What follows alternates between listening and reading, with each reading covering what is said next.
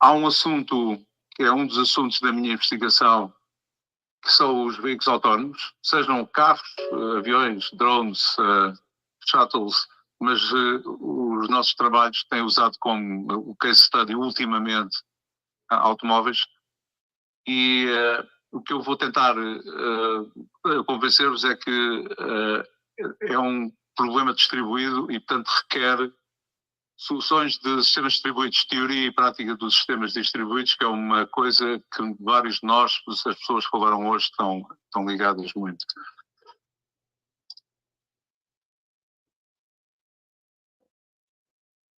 Só. Realmente está uma logística complicada. Pronto, ok. Sim, senhor. Macedo, diz-me só uma coisa. Vocês agora viram o slide a mudar? Sim, consigo ver o próximo slide. Sim, ok. Pronto, aqui está aqui complicado porque eu só estou com o ecrã, porque só estou no notebook. Ora bem, eu tinha vindo a dizer desde há muitos anos que o mundo estava a tornar uma infraestrutura imensa e interligada, largamente interligada. E realmente, hoje, acho que a palavra é o passado. O mundo tornou-se uma imensa infraestrutura interligada. Reparem, se nós pensarmos, a partir daquilo que está ali ao meio, o núcleo, a internet, digamos assim, nós hoje temos tudo pendurado na internet, em redes locais, etc. Sejam elas corporate networks ou IT ou OT, ou os automóveis interligados ou autónomos, os sistemas de transporte, a espacial, a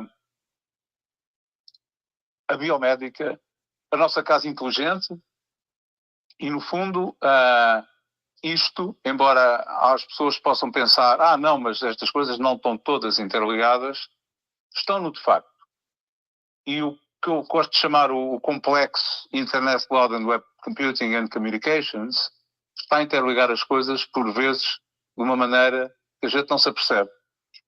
E com os últimos anos, e é uma área que eu gosto muito, o meu colega Macedo gosta, vários colegas no Brasil estão a pesquisar nesta área, também em todo o lado, claro, são os sistemas ciberfísicos. Ainda tivemos a oportunidade de falar disso no último congresso da SBC. E os sistemas cyberphysical vieram complementar esta interligação, criando interligações que às vezes não nos apercebemos entre este mundo que a gente acha que é muito virtual, a internet e a rede, a cloud, a nuvem, e estas coisas que são físicas. E alguns de nós, com o mero telemóvel, podem entrar na corporate network, fazer o nosso caminho até ao OT, Operational Technology, e rebentar qualquer coisa.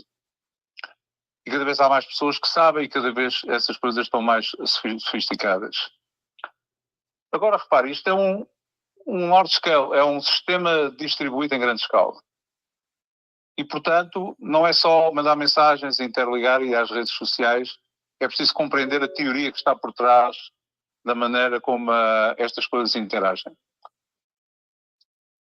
Mas, se falarmos dos carros, a situação tornou-se complicada e talvez inesperada, porque, de facto, hoje em dia os carros estão muito abertos, é relativamente fácil, enfim, atacar um automóvel e, aliás, para um automóvel atacar outros automóveis.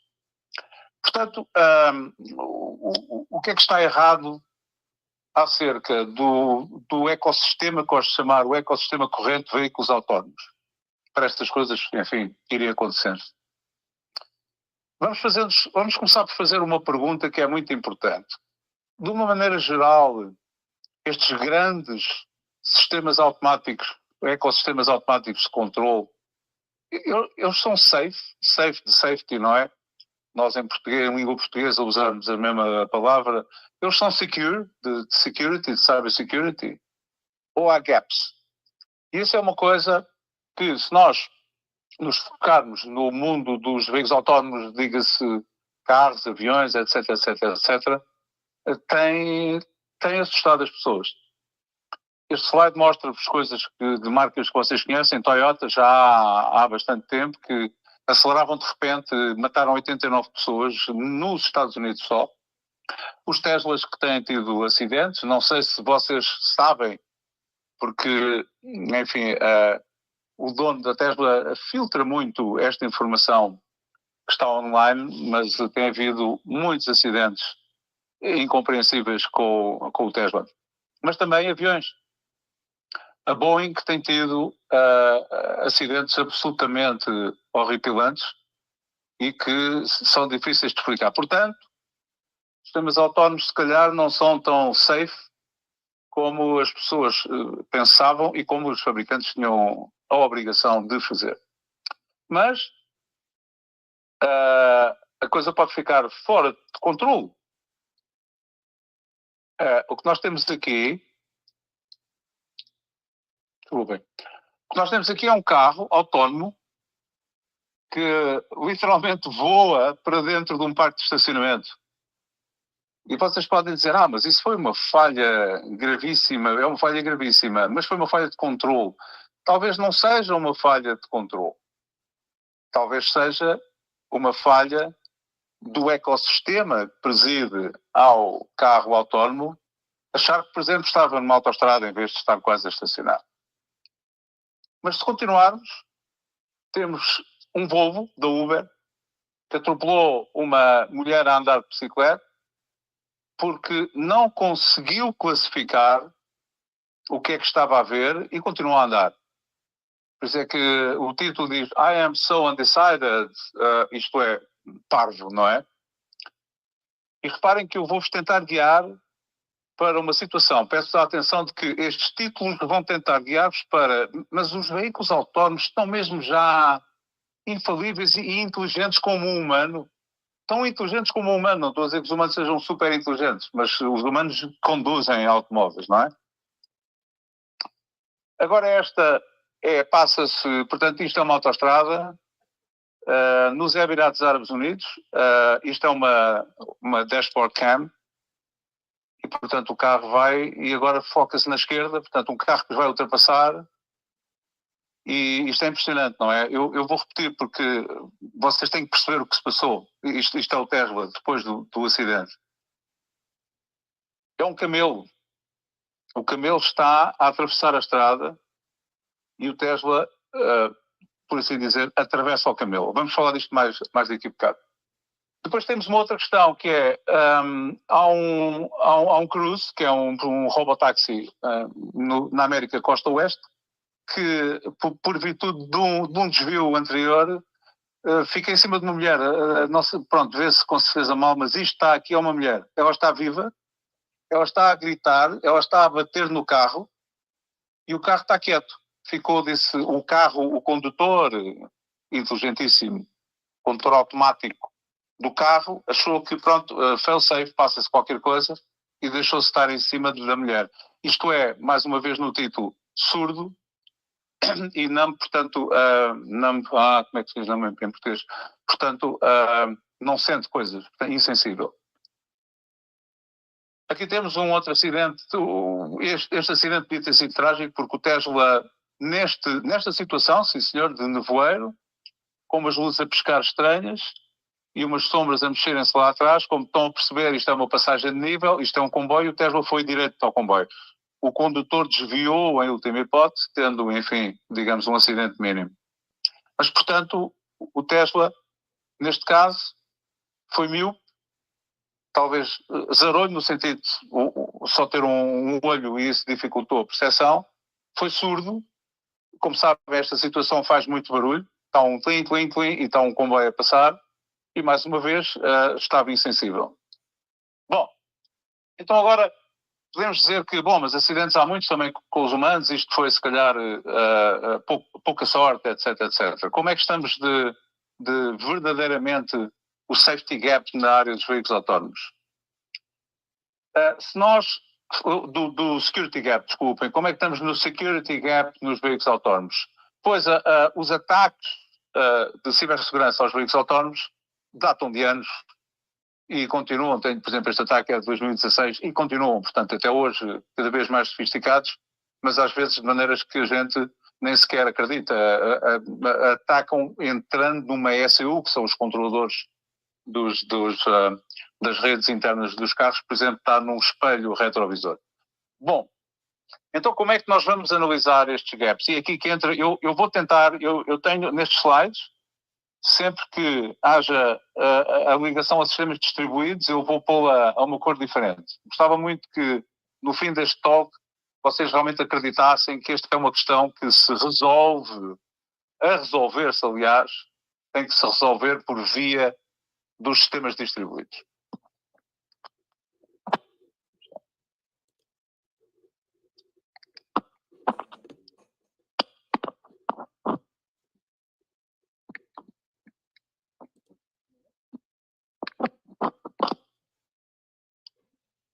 Ora, o que está a passar é que, da maneira como os sistemas de veículos autónomos são construídos, a noção de que há um ecossistema é inexistente.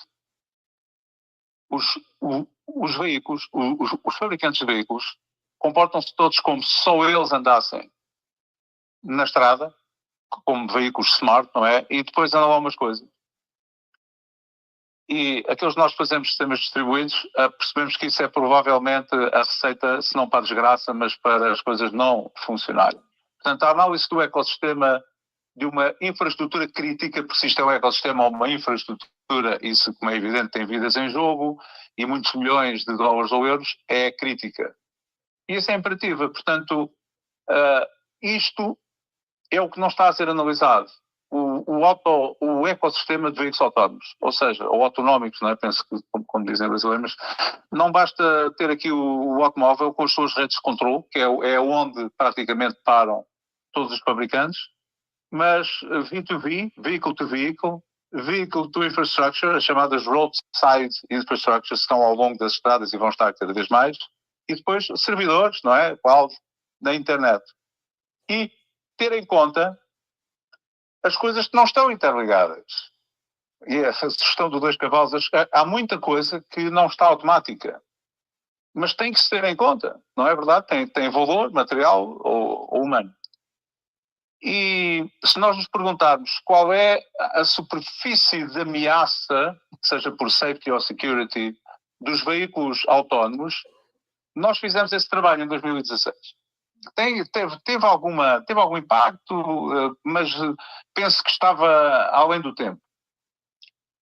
Porque aquilo que as pessoas começam a compreender, e lemos intervenções que vêm nesse sentido, é que sim, que os automóveis têm que falar uns com os outros, começa-se a perceber que aquilo que não se queria que acontecesse, mas pronto, se tiverem interesse, eu espero que consigam, aqueles que tenham interesse, apanhar este QR Code aí na sala, não sei que tamanho é que tem o ecrã, mas este trabalho foi interessantíssimo para nós e depois tornou-se interessante para vários colegas e foi a análise da superfície de ameaça deste ecossistema de que eu tinha vindo a falar. E reparem, o que é isto? Não é mais, reparem, este ecossistema que estamos aqui a ver não é mais do que um sistema em rede e distribuído.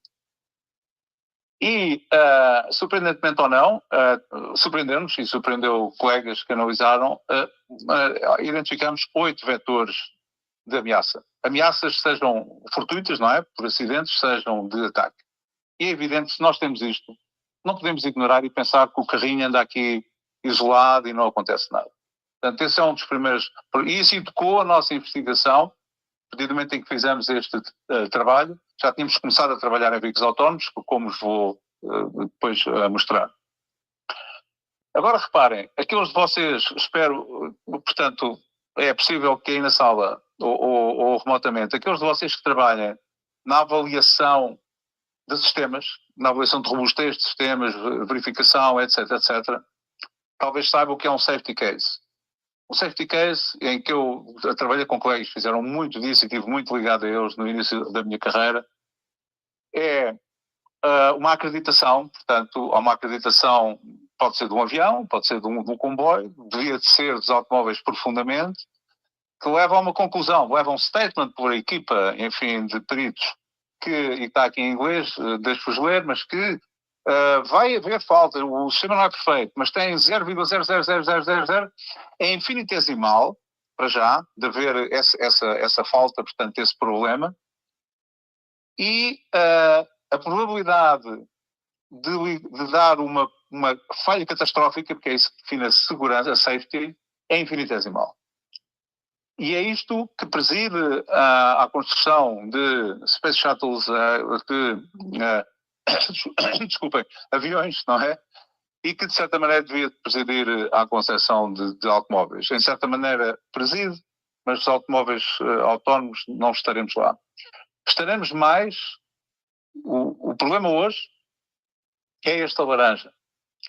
Que o sistema é bem projetado, sim senhor, mas a fiabilidade não tem assim tantos novos, não é? Não tem não sei quantos novos, não é? Lá para 9 novos, 7 novos, 9 novos, etc. E, portanto, há uma probabilidade não negligenciável de falha catastrófica, embora se diga, pronto, mas não é uma coisa que anda aí a acontecer todos os dias. Qual é o problema que alguns de nós temos vindo, de que algum de nós temos vindo a falar? O problema é que esta Move Fast and Break Things não pode ser feita para sistemas críticos. E cada vez mais pessoas estão a criticar o que é que está a acontecer em certas áreas críticas, e os veículos autónomos é uma delas. Eles têm que ser testados como deve ser. E se trouxermos a security à equação, o safety security gap então é muito mais importante, porque acho que todos percebemos, de especialistas ou não, que estas faltas no verde e no laranja estão lá sossegadinhas, mas basta um hacker saber onde elas estão, conseguir acedê-las de maneira a fazer um ataque, que chamam-se vulnerabilidades, não é? Em security. E elas vão, não é may lead, é will lead, elas vão levar, e rather sooner than later, mais cedo do que tarde, a falhas catastróficas. Portanto, esta conjugação safety e security os fabricantes levaram tempo a perceber-se dela. Ainda não se aperceberam totalmente, mas começamos a perceber que eles estão a dar conta de que isto fragiliza, enfim, os veículos que eles produzem ainda mais. E nós costumamos dizer, nós que trabalhamos em safety and security, costumamos dizer, if it ain't secure, it ain't safe. Uma coisa que não é segura não é safe, não é segura de operação. Bom, então agora entramos numa coisa que se tem vindo a passar nos últimos anos, como sabemos, que é a utilização do AI, não é? Pronto. E o AI, como penso, vocês dizem esparadrapo, acho eu, não é? Portanto, o Band-Aid. Deixem-me percorrer convosco alguns dos problemas de ter uma crença desajustada do AI/ML e não utilizar as técnicas que devem ser utilizadas. Porque, como vão ver, não tem nada, nós, meus grupos, não têm nada contra a AI/ML, temos contra a AI/ML exacerbado, não é? E mal utilizado. E vou-vos depois, a investigação mais recente é nessa área. Bom, portanto, reparem que estamos no hype, não é? E, portanto, o hype de AI, de Gen AI, etc., está aqui este é o famoso Gartner Hype Cycle. E eu tenho observado ao longo, já que há muitos anos, as coisas que estão no hype. Eu vou a conferências, vou a reuniões, às vezes na União Europeia, nos Estados Unidos, etc. E quando as coisas estão no hype, 90% das pessoas que falam com uma certeza enorme sobre AI e ML não sabem do que é que estão a falar. E é isso que nós estamos a ver. As pessoas que sabem, como é evidente, as pessoas que sabem estão muito entusiasmadas, porque pronto, neste caso o AI e ML podia ser a internet há umas dezenas de anos atrás e ia salvar o mundo. E quando nós fazemos um spray destas coisas sem perceber exatamente o que é que se está a passar, podemos ter percalços. E se estamos a recomendar vídeos ou compras ou etc., paciência. Se estamos a recomendar tratamentos de doenças graves ou se estamos a conduzir automóveis, é capaz de a coisa correr mal. Se juntarmos a isto aquele problema que vos disse, que é, ok, vamos usar AI/ML para obter segurança e security and safety, Mas esses mecanismos têm que ser eles próprios secure and safe, e nós não estamos a ter isso. Então deixa-me, in the interest of time, vou passar nestas questões, portanto, explicando o que é que eu penso acerca delas, e depois sintam-se livres de me fazer de perguntas depois ao fim. Há, portanto, nos defensores da utilização de veículos autónomos, portanto, indiscutivelmente, não é? Portanto, dizem que não, eles eu vou usar, desculpem, por causa desta confusão de safety and security em português, vou usar safer and secure, ok? Intermeado com o português. Portanto, essas pessoas dizem de uma forma entusiasmada de que eles são safer do que os carros guiados por humanos, porque os veículos autónomos não fazem erros do tipo dos humanos. Pois, mas fazem outros, não é? Como aliás vimos, e portanto isso não é desculpa que se apresente. Depois, por causa de GenAI, por causa de LLMs, por causa dos mecanismos de interpretação dos quadros de condução que hoje estão a ser usados, portanto, imagem mono, nem sequer é estéreo, imagem mono, e recurso a praticamente a utilização de modelos generativos puros e duros, que percebem o que foi treinado e mais nada. E foi contradito já por vários investigadores que achar que isso vai ter em conta todos os eventos possíveis chega. Não, porque de facto há imensas, sobretudo se for numa fábrica ou se for num campo fechado ou numa autoestrada mesmo assim, não é? Porque de vez em quando entram os camelos. Nós temos estas tecnologias, são stateless, portanto no fundo estão a examinar um conjunto de fotografias, se quisermos, para simplificar, e portanto são frágeis emergent behavior. E tem um gap, portanto tem um gap de semântica e de cobertura do modelo que não é desprezável e que tem sido já focado por especialistas em V&V, Verification and Validation. Mas depois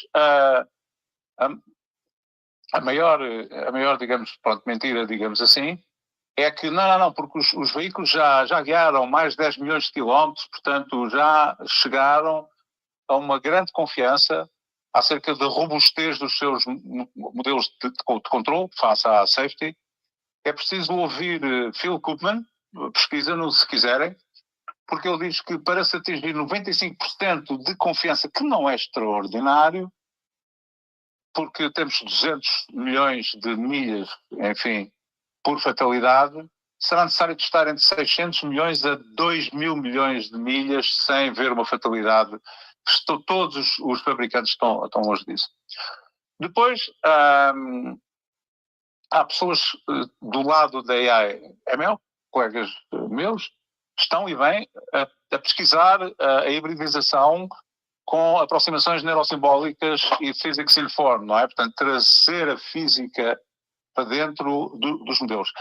São um fix, ou seja, não penso que vão resolver a questão, terei a oportunidade de falar nisso depois no fim, porque vão melhorar, mas o potencial de melhora não é significativo, porque, e farei isso mais tarde, é necessário haver system awareness, ou seja, o carro tem que state-oriented, para já, estar aware do que é que está a passar no seu corpo, no carro e à volta dele. Dizer que a LLM-based GenAI é o futuro da autonomous driving, se calhar há um ano conseguia sem ou há dois enganar pessoas, mas neste momento estamos a perceber que com taxas de erro de 1/3 não vamos lá. E chama a vossa atenção, podem procurar isto, NASA Report Against LLM in Safety Applications. Era aquilo que eu estava a dizer. Portanto, as organizações, os grupos de investigação, mas as organizações como a NASA, que têm que entregar com confiança aquilo que estão a fazer em sistemas críticos, estão a dizer que não usem LLMs. E depois temos uma outra questão em que nós temos batalhado desde há muitos anos, de que os carros individualistas, ou seja, cada fabricante faz o seu carro, tem os sensores e pronto, e mete-o a conduzir na estrada. Nós somos da opinião que os carros individualistas pioram a segurança, não melhoram a safety, não melhoram de modo nenhum, e que, portanto, a cooperação é chave e vou-vos mostrar alguns esforços nessa área. E que a segurança, isto é como se faz em IT, pode ser umas firewalls, uns detectores de intrusões, etc. Há vários papers naivos nessa área, mas ouçam, sem tempo real não há safety. Estes mecanismos não são orientados para o tempo real e, portanto, num sistema ciberfísico, pensar que podemos fazer detecção de intrusões em tempo real ou detectar todas as coisas que passam por uma firewall, isso é muito naivo. Portanto, wrapping up, o status quo é que os veículos autónomos estão a usar modelos pré-treinados, por vezes com percepção multissensor, mas isso acabou. Isto é ridículo. Os carros costumavam ter, os primeiros carros, cautelosamente, costumavam ter imagem, LiDAR, Doppler, etc. Não. Portanto, neste momento, a maior parte dos carros tem a visão mono. Vi pela primeira vez outro dia um carro de um fabricante, o Range Rover, já agora, no topo de gama, que finalmente tem imagem estereoscópica. Finalmente. Extraordinário. E do ponto de vista de assurance, portanto, de confiança, a assurance é baixa, ou seja, não, a assurance é dada por tais safety cases, não é? Portanto, por haver uma equipa que vai analisar como é que aquilo funciona e vai dar garantias. Quando nós ouvimos da maior parte dos fabricantes de GPT models não sabemos bem como é que eles funcionam, percebe-se que não se consegue dar uma certification. E depois, do ponto de vista da resiliência, que é uma área em que eu me tenho dedicado muito, eles têm um sucesso muito moderado em tratar eventos unforeseen, portanto, emergentes. Ou, já agora, cegos a essas situações, como foi o caso do Camelo. Já vamos analisar isso. Vamos lá ver. Aqui, reparem, este carro, acho que torna-se evidente pela legenda que modelo é que é, mas se calhar podia ser de outro fabricante. Este carro, o que tem provavelmente não é uma falha no sistema de controle, na parte do sistema de controle, guide-by-wire, drive-by-wire. Mas certamente tem aquilo que eu vos tinha falado, Environment Awareness and Perception, está defeituosa. Este carro achava que estava em qualquer outro sítio, mas não é a entrada de uma garagem. Depois temos aqui a Uber. A Uber o que fez foi, o Volvo é conhecido por ser completamente obcecado pela safety. E, portanto, este carro bateu na mulher porque a Uber tinha mandado modificar o sistema de controle para não ser tão perfeccionista. E, portanto, o classificador ficou ali, mas será que é, será que não é, será que é, será que não é, e continua a andar. Aqui, o que aconteceu foi que o carro nem abrandou. Portanto, reparem, eu acredito que no treinamento do Tesla não estava lá um camelo. Mas isso não é problema meu, não é verdade? Eu apresentei isto numa conferência das Petrinets, pessoas obcecadas por validação, e foi, de facto, correu muito bem, as pessoas ficaram impressionadíssimas, porque de facto isto era assim, eu se tornasse ao Musk, então o Tesla atravessou um camelo, e ele dizia, Paulo, mas não há camelos nos Estados Unidos, e não é assim, porque é evidente que o sistema de controlo e de percepção tem que olhar e ver que é uma coisa escura, enorme, aparentemente muito pesada, quase imóvel, e ter uma manobra emergente, que lá está, que estes carros aparentemente não têm. Aqui o que nós temos é que o condutor humano teria ouvido e teria sentido as pancadas no carro. Portanto, é provável que nós tenhamos que rever os sistemas de percepção, de system awareness dos automóveis. Já lá vou voltar a isso. Aqui, é claro que era míope, era surdo e era insensível. Bom, deixem-me passar no sentido de tentarmos perceber as soluções. O lado filosófico do problema, para mim, hoje em dia, é que precisamos do controle resiliente, da física de eventos interpenetrados, em ecossistemas de objetos, vou ler isto em português, objetos cooperantes e autónomos, que atuam em tempo real e em ambientes abertos.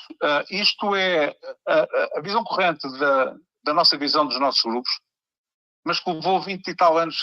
Quer dizer, a intuição estava lá. Eu vou-vos mostrar no primeiro projeto em que tratámos disto.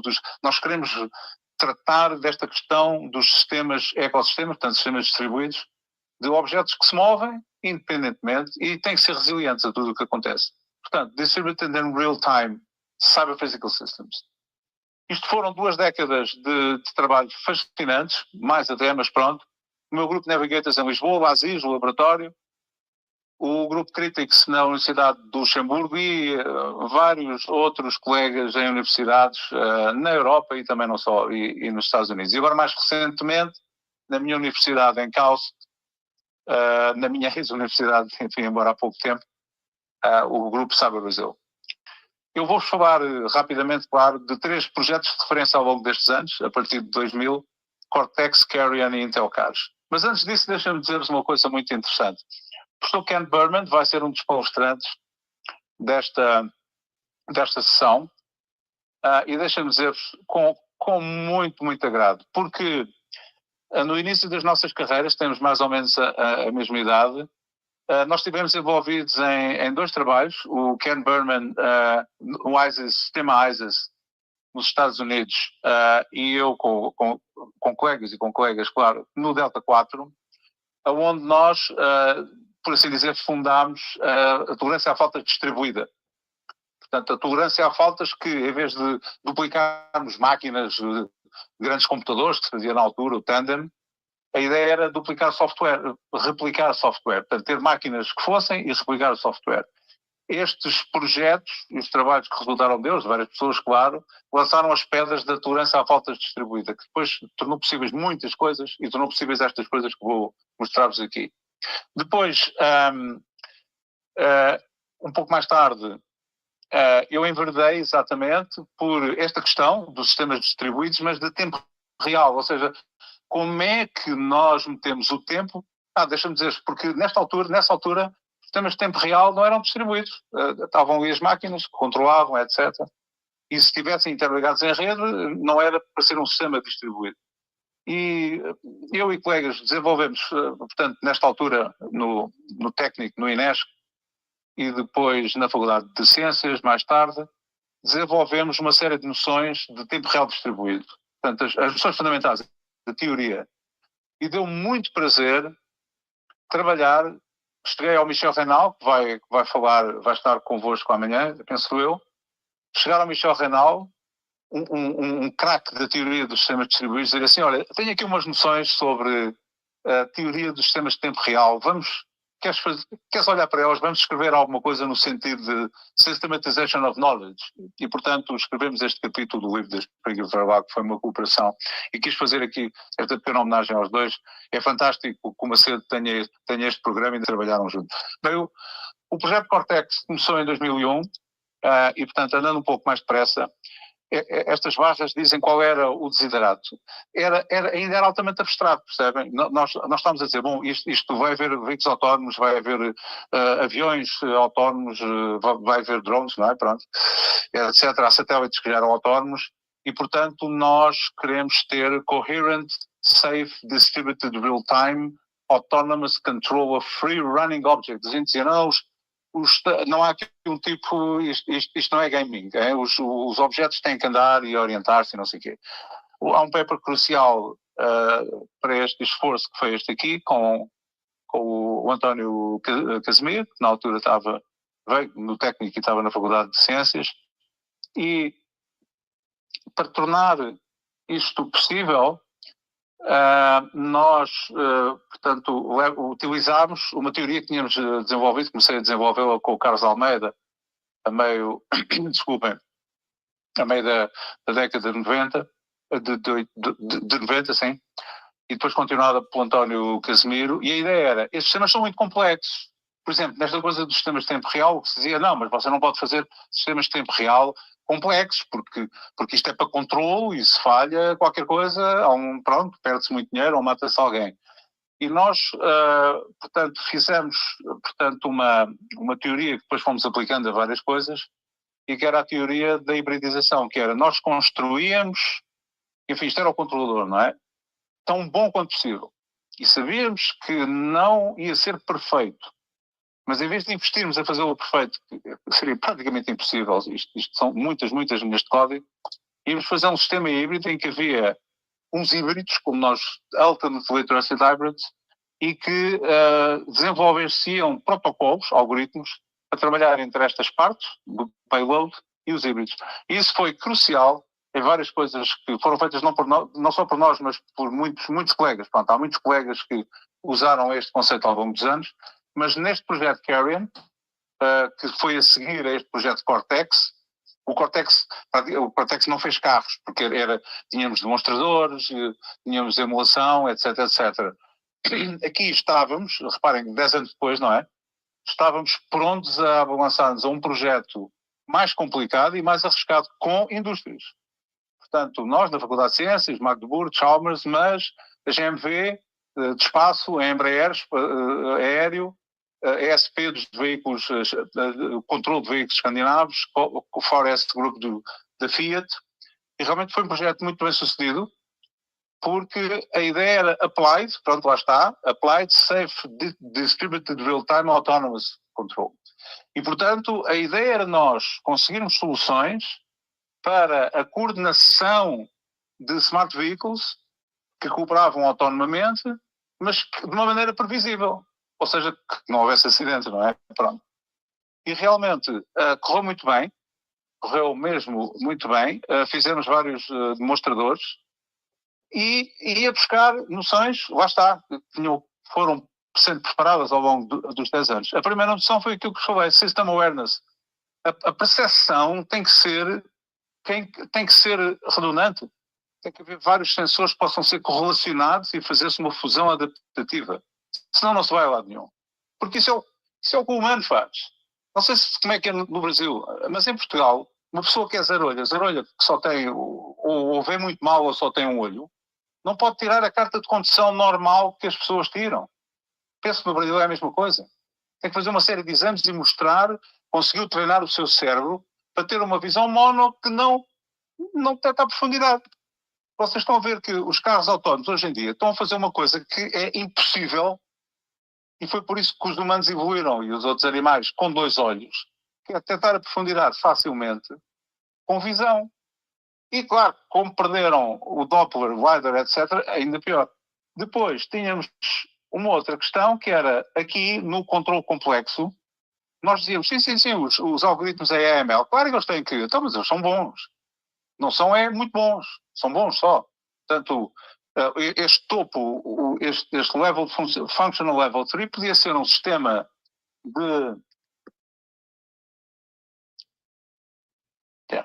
podia ser um sistema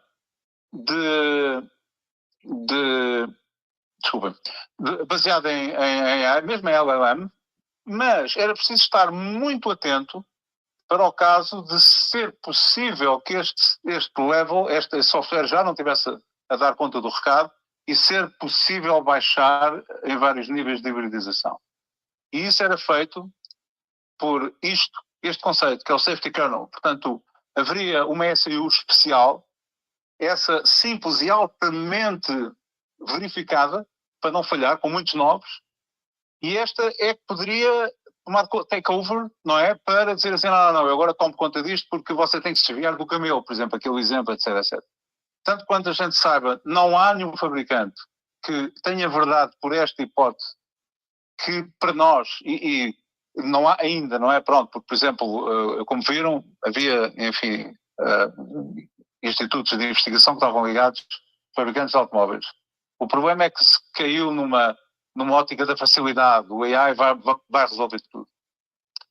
Este foi o veículo que andava bastante depressa, devo dizer, e isto foi o proof of concept. Este era o safety kernel que seria capaz de tomar conta da condução quando algo mal acontecesse, como, por exemplo, há uma coisa escura, não é? Na estrada, não sei o que é, não está no meu modelo, lá está, pronto, o LLM diz não está no meu modelo, mas este safety kernel diz, não, mas isto é muito pesado, está imóvel e se calhar se você bate nisto morre, foi o que aconteceu ao condutor do Tesla, by the way. Bom, se tiverem ficado curiosos, pesquisem Carrion, há umas demonstrações absolutamente, pelo menos na minha perspectiva, fantásticas disto. Bom, no projeto Intel, e tenho que acelerar, no projeto Intel, que foi portanto, a Intel tem um modelo de cooperação, não sei se ainda tem, Intel Collaborative Research Institute. Juntaram-se várias universidades europeias, eu estava nessa altura no Luxemburgo, e nós queríamos levar isto mais à frente. E, portanto, nós queríamos levar à frente esta nossa premissa de que a cooperação entre os veículos é essencial. E na altura que as pessoas diziam era que não, mas é que isso, os veículos para comunicarem não é seguro e também não conseguem comunicar porque há muitas falhas, a rede, o veículo está a andar, etc, sobrecargas, etc. Nós abordámos esta questão. Não, esta questão então é uma questão que queremos abordar. A outra questão é que eram necessárias arquiteturas de computação poderosas, mas o preço é um problema. E nós abordámos essa questão e dentro do automóvel era necessário construir resiliência. Portanto, os sistemas de controle do automóvel tinham que ser, sistemas ciberfísicos de controle do automóvel, tinham que ser tolerantes a faltas e intrusões. E tudo baseado nessa premissa de que tudo o que é individualista piora a safety e, portanto, a cooperação é a chave do problema.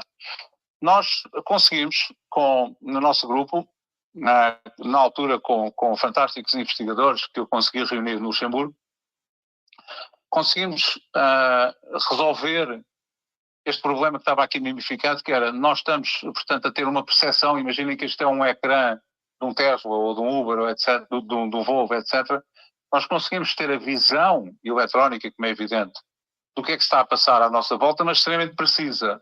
Não tem nada a ver com aquilo, vocês vão no Uber, estão a olhar para o mapa que o Uber vos apresenta e aquilo, o carro anda para a frente, para trás, etc., não bate certo, não é?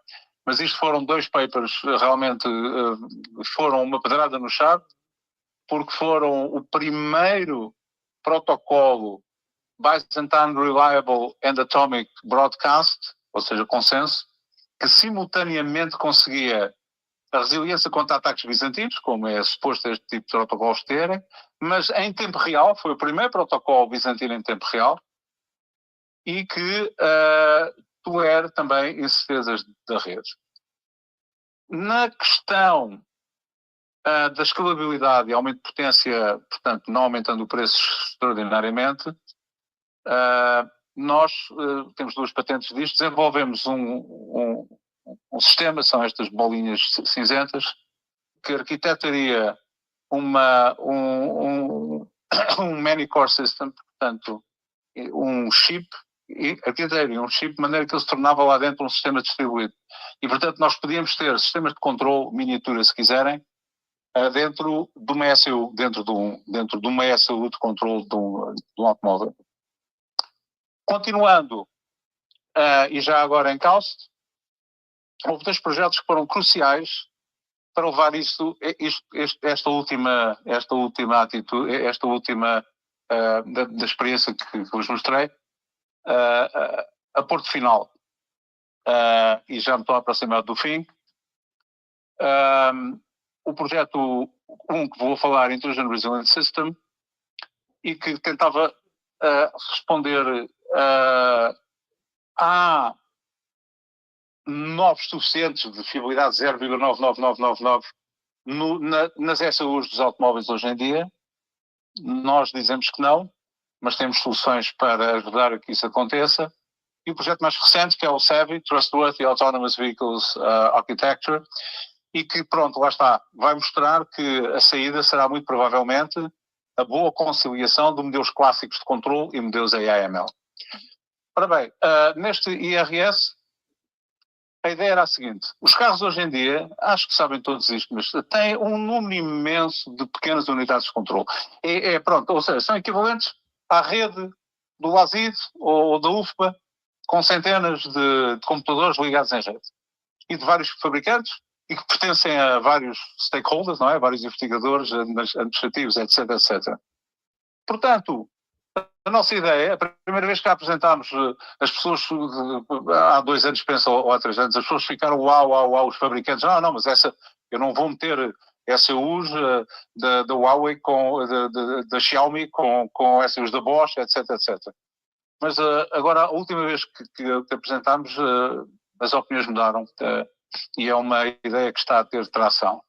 Porque se nós temos esta quantidade de coisas, é melhor que as usemos, e talvez para mim tenha sido quase óbvio, para o Ken Burman, também nós nos anos 80 estávamos a dizer isso. Então, mas isto estão as instituições têm midframes, têm PCs, têm uma data de máquinas, estão a ser desperdiçadas, devíamos de pôr lá módulos de software. E, portanto, a ideia, muito rapidamente, mas podem ler o paper se estiverem interessados, é que numa rede de controle do carro, pode ser a CAN ou variantes da Ethernet, FlexRay, etc., começa a haver um conjunto de nodos, podem ser de vários fabricantes, e como é evidente, quando nós replicamos nódulos de software, isso tem que seguir um determinado standard, mas a AutoSAR, que é o sistema que regula estas coisas para o software normal dos automóveis, vai permitir isso, se assim se deseja, e portanto, a ideia é formar uma Distributed and Replicated State Machine.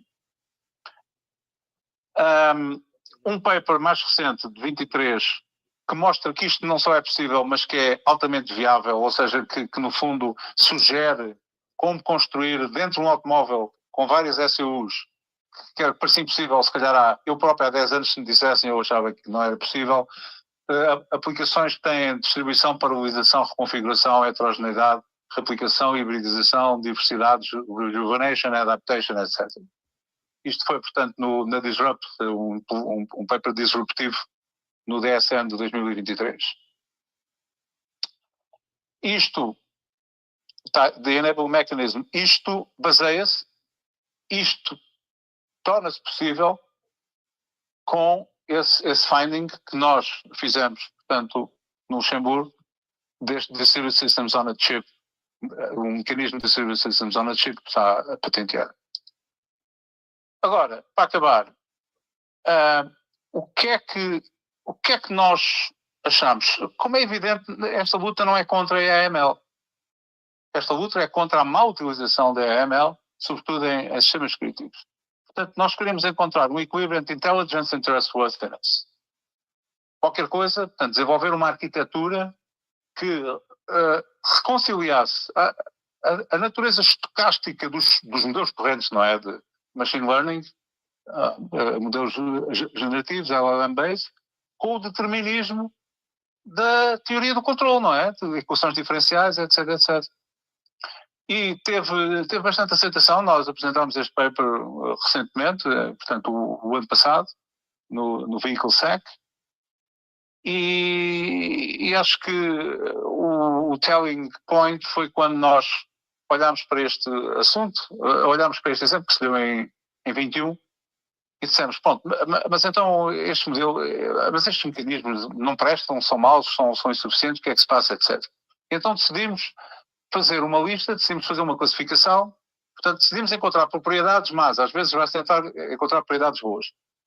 Decidimos ir encontrar quais eram as propriedades más, quais eram os predicados maus que nós estávamos a encontrar, não é? Portanto, os paradigmas, não é? Por trás de qualquer código que se faça, etc, etc. E encontramos dois grandes problemas. Uma foi confusão no command and control.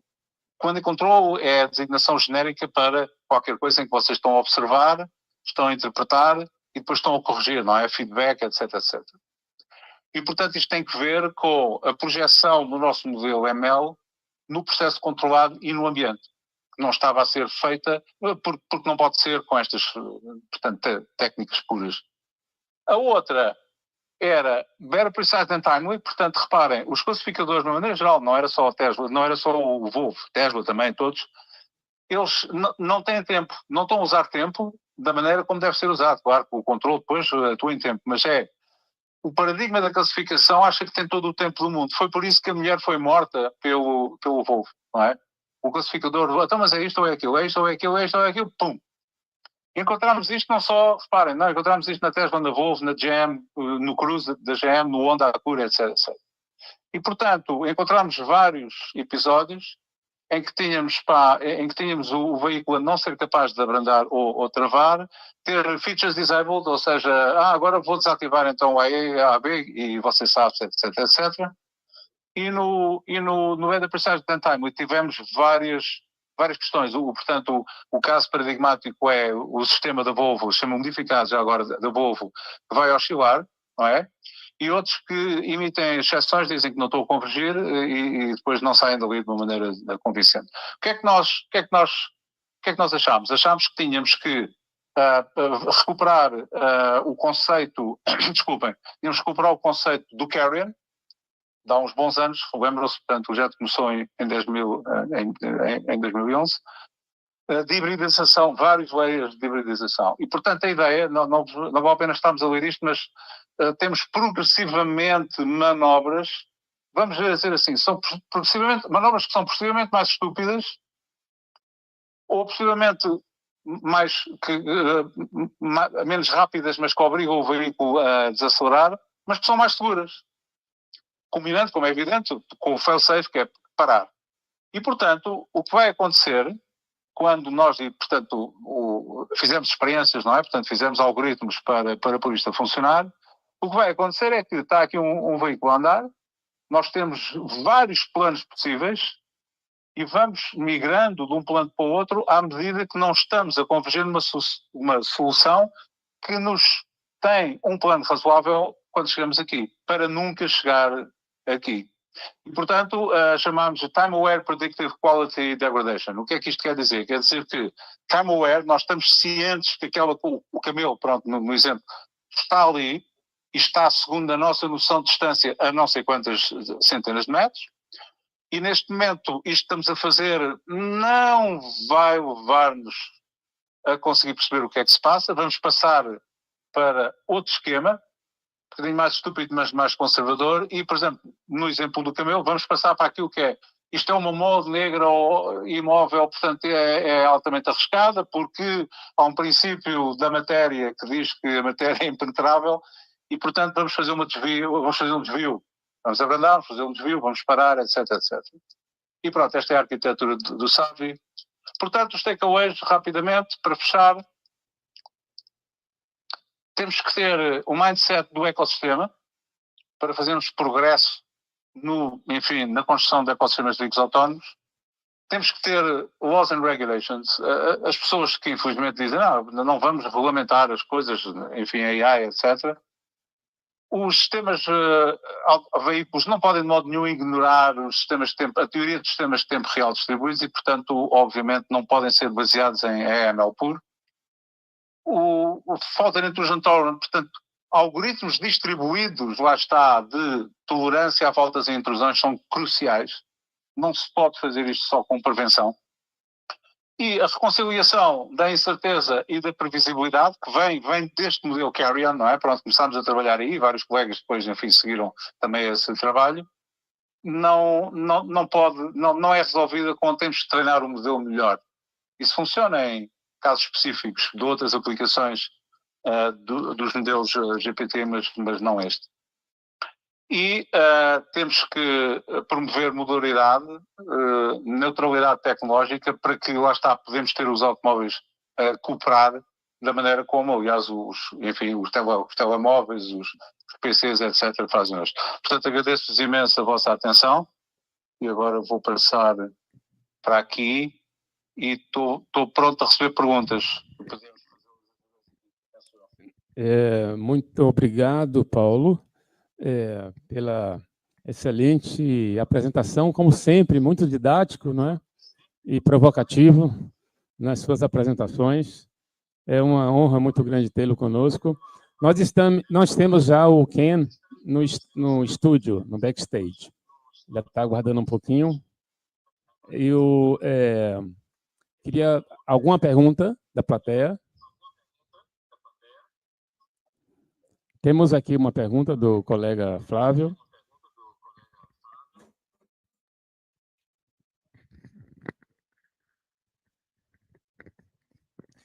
Olá, Paulo. Me escuta? É uma grande satisfação ter você aqui com a gente, infelizmente remotamente. Obrigado pela apresentação muito clara. Assim, alguns dos problemas que você apresentou, eu imaginei que assim, alguns caminhos para para tratar seria, obviamente, alguns modelos, desenvolver novos modelos que considerem uma certa imprevisibilidade do ambiente. Um outro caminho seria a estratégia de levar a inteligência para o dispositivo final, ou seja, ter dispositivos dentro dos carros que conseguissem executar esses modelos mais rapidamente. Mas a minha pergunta assim, em termos de comunicação, dos protocolos de comunicação, da infraestrutura, principalmente na interconexão dos carros, que você comentou que tempo real seria um aspecto crítico, em que estado, como é que está o estado da arte nessa área? Ou seja, você apresentou vários algoritmos, por exemplo, e trabalhos seus que são ali do 2005, 2006, ou seja, muito foi desenvolvido já nisso. O que falta nessa área? Ou seja, qual é a lacuna, ou é mais uma questão de integração? Obrigado.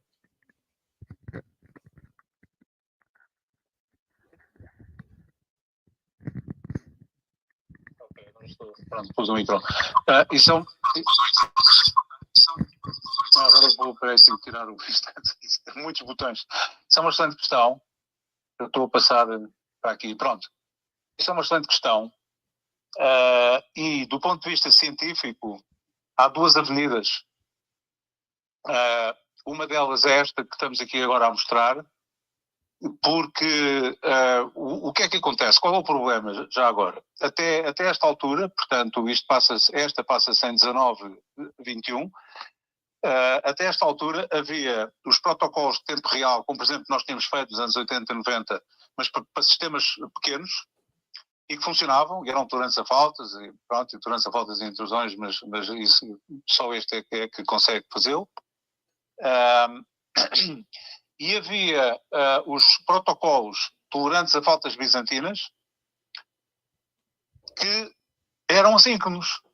Eu acho que aqueles de vocês que leram um pouco porque é que os protocolos bizantinos, começando com o PBFT, do Miguel Castro, meu colega, mas meu aluno de mestrado no técnico há muitos anos, brilliant mind, porque o tempo abre uma superfície de ataque muito importante. E, portanto, a ideia não, isto é assim, porque assim não é atacado. Portanto, ninguém se atrevia a fazer protocolos de tempo real bizantinos. Pronto, ponto 1. Ponto 2, para este caso específico destas aplicações de automóveis, e que era falado por várias pessoas, mas é que a comunicação entre os veículos, o que o Flávio disse, é muito incerta. Não vamos confiar em aplicações críticas com automóveis que estão a andar na estrada e que podem ter, enfim, então, até obstáculos, e não vamos conseguir, a rede vai falhar, etc, etc. Quando vocês lerem estes papers, no Ortibiscast foi onde se abordaram estas questões de mais baixo nível, dizer assim, não, mas nós, com técnicas de tolerância a faltas bizantina, em tempo real, nós vamos conseguir comunicar mesmo quando as coisas não estão boas. E depois com o Pistis conseguimos usar isso para dar a abstração do Atomic Broadcast. Porquê? Porque com o Atomic Broadcast, como você sabe, conseguimos fazer bases de dados replicadas, objetos móveis, portanto, virtuais replicados, etc, etc. Portanto, o problema fica conceptualmente resolvido, do ponto de vista teórico, pronto, digamos assim. Agora, é preciso, porque é que, diz-me, então, mas porque é que não há nada por coça? Vamos lá ver. É preciso mudar as mentalidades, quer das autoridades reguladoras, quer dos fabricantes, para que isto é um ecossistema. Eu penso que estamos a chegar lá, porque estes acidentes que passam a vida a acontecer estão a motivar as pessoas para que algo tem que ser feito para que, enfim, se regulamente a vida do veículo autónomo na presença de outros veículos autónomos e de coisas que não têm nada a ver com autonomia. Nós, num paper, que é o paper visionário do Third Plan, nós dissemos, ouçam, se calhar os miúdos que estão, os moços que estão a jogar a bola num parque infantil, poderiam usar o equivalente do colete amarelo para que, se forem atrás da bola para a estrada, aquilo apareça no controle automático do veículo e assim sucessivamente. Portanto, eu penso que, desse ponto de vista, da algorítmica está feito, mas está a perceber que é preciso agora chegar à sistémica. Do ponto de vista da sistémica, já agora, numa outra área que é os IoT, portanto, mas que tem semelhanças, passa-se o mesmo problema que se passa aqui, que é quando estávamos a falar do ecossistema, não sei onde é que está, mas quando estávamos a falar do ecossistema, é evidente que o que tem que ser altamente desenvolvido são os roadside units.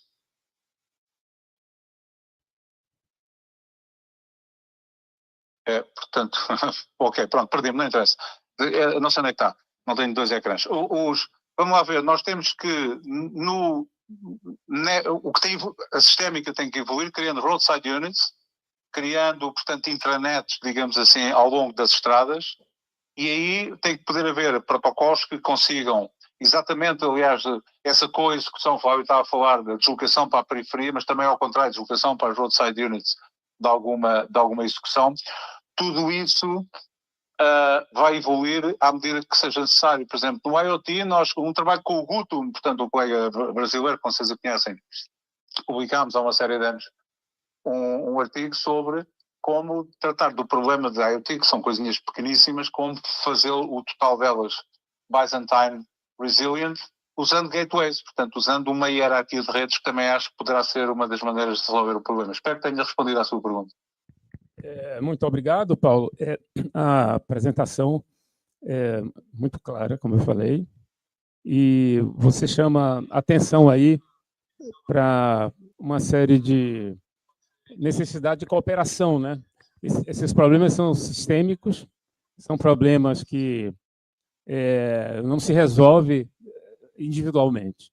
Assim como a maioria dos problemas do mundo, a gente precisa de cooperação, integração e, como você bem falou, de regulação cuidadosa para que essas coisas funcionem bem. Então, muito obrigado por trazer essa mensagem para a gente, muito importante. Nós vamos agora agradecer a Paulo com aplausos.